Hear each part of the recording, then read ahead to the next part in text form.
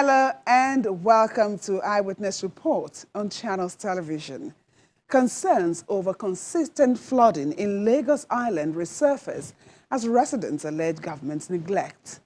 We also return to the burned section of the NKWUDA end of Eko Bridge in Lagos with an update on repair works and the evacuation of traders from the disaster area. We return shortly for details of this and more on the program. I am YOMI OTAIGBE.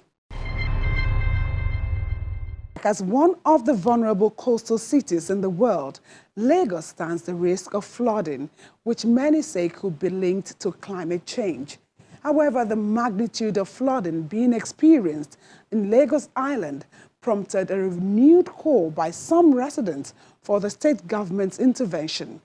Some eyewitness images showing the impact of flood on their livelihood takes us to Jankara and other affected communities in Lagos Island. The Lagos state government predicted an annual rainfall amount of 1,750 millimeters with about 250 to 300 days of rainfall across the state in 2022. This, according to the Lagos State Ministry of the Environment and Water Resources, will amount to a 2,700 millimeter rain pattern of high intensity and frequency similar to what was experienced in 2021. This prediction comes with attendant socio-economic and environmental implications like flooding, especially in low-lying areas.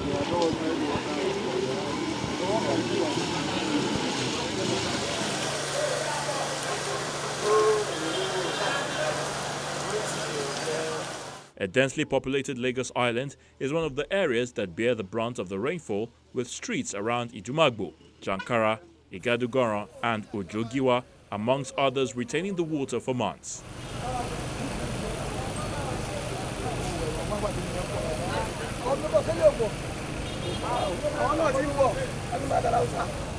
To visit these areas, one must be armed with rain boots and be ready to wade through the stagnant, dark and smelly water.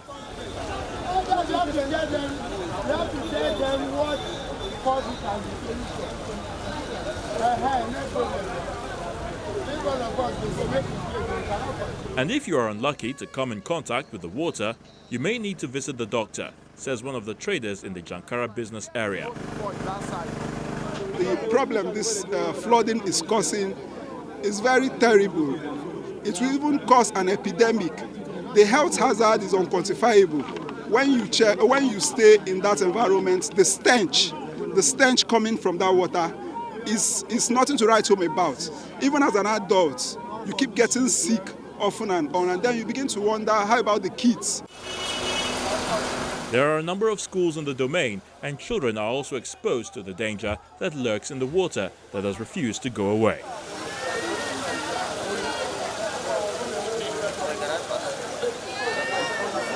A greater danger may await with the foundation of houses around this area soaking up water daily.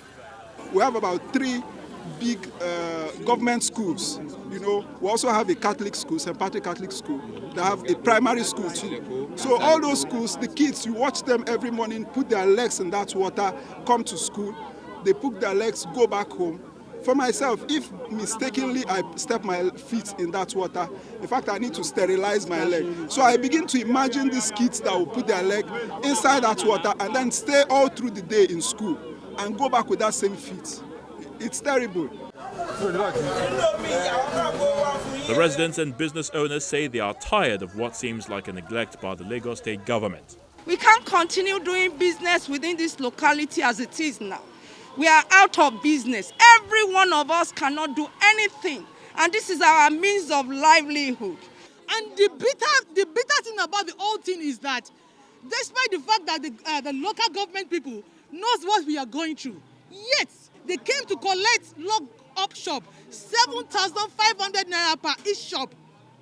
It's very bitter. And the money is not going to the account of the government, because I know very well, because my son is going to a government school. We pay through remittance. The account they gave us is a private account. It's a personal account. Please, government, come to our aid. After collecting the lock-up shop, they will come and collect sample, or I don't know. trade permit, which they will not even give us a certificate or something to show off that we paid. We are paying into a personal account. Government, please come to our aid. Bearing placards, they march to where they claim is the source of their problem, the land reclamation site at Ilubirin.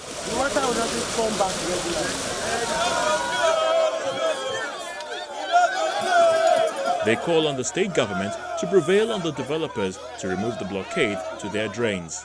Ever since the time they blocked the water here at this Ilubirin, we have been experiencing serious blockage of the drainages. And every time we come here, they will tell us that they are doing something, that the governor instructed them that they should do it so that the water won't be flowing again into our estate. But ever since the time they've done it, we have been experiencing serious damages. This drainage channel, they do before, the pipe was 11 in number, 11 big one. But now you can see that this pipe now is 3, 4, is 3 in number, and the water is not moving as expected. So please, let the government of Lagos State come to our aid and help us so that we can be able to transact our business. We are tired of all this ugly situation. Mr. Olumide ADENIRAN says the problem of flooding has been on for over a decade. The problem we are facing here started as far back as 15 years ago. In the last tenure, in the last regime of Fashola, then we started looking at this thing as a little problem that time. Then when it got to certain years, around 5 years later, the thing started again. It now started escalating bit by bit. Before we know, the thing has got out of hand. And many people have tried, even including the whole market. In this area, we have all tried all our possible best to get this thing away from our side. Then we even wrote many letters to the local government. We went there to go and do so many meetings with them.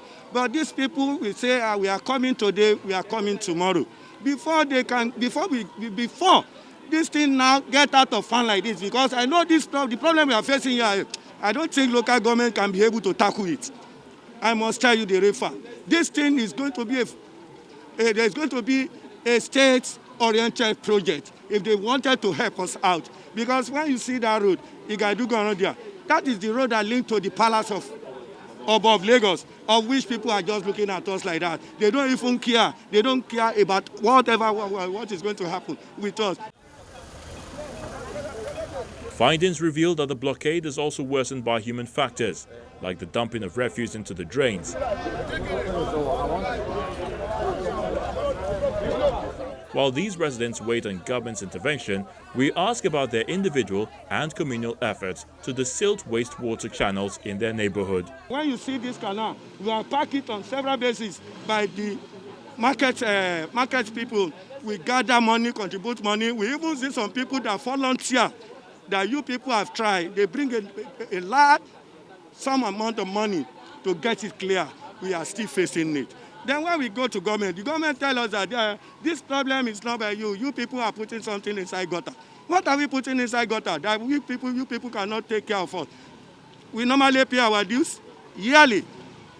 Local government will come. If you refuse to pay, they will lock up your shop.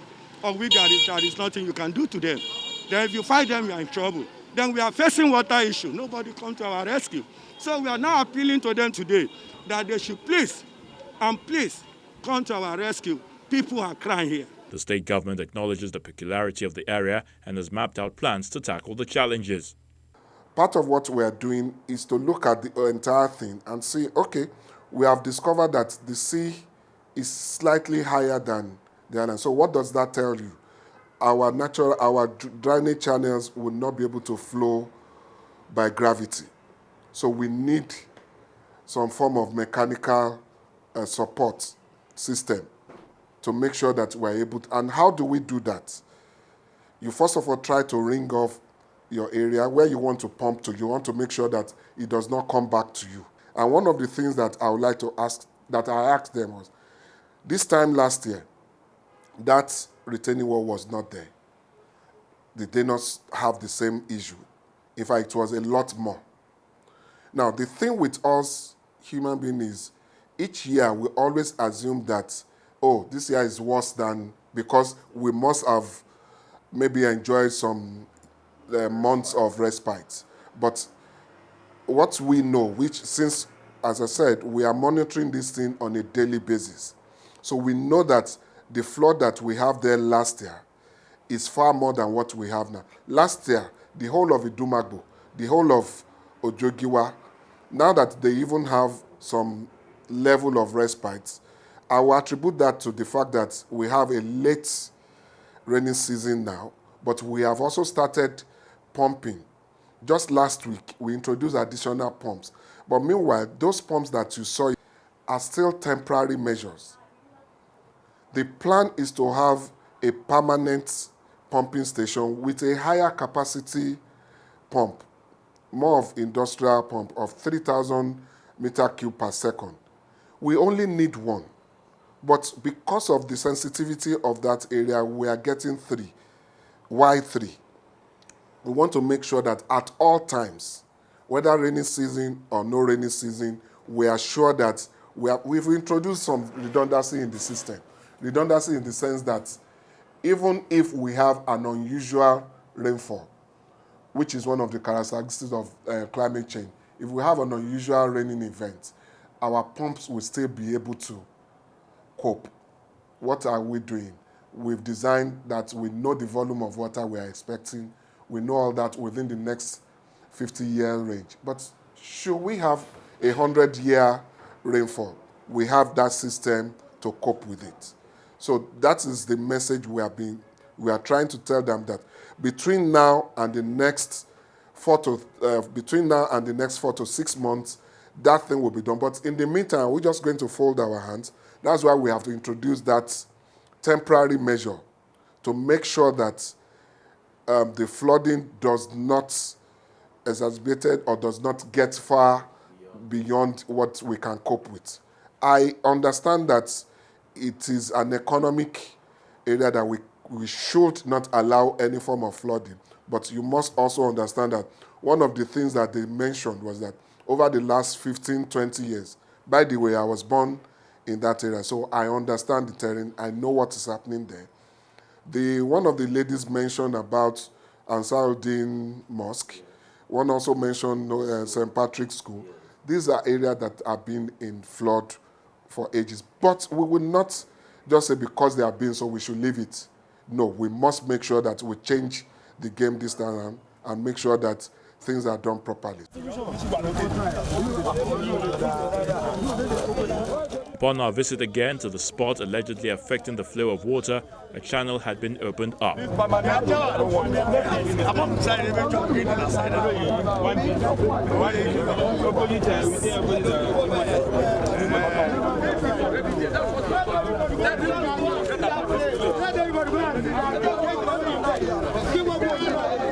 The special advisor to the governor on drainage services reiterates the state government's resolve to end the problem.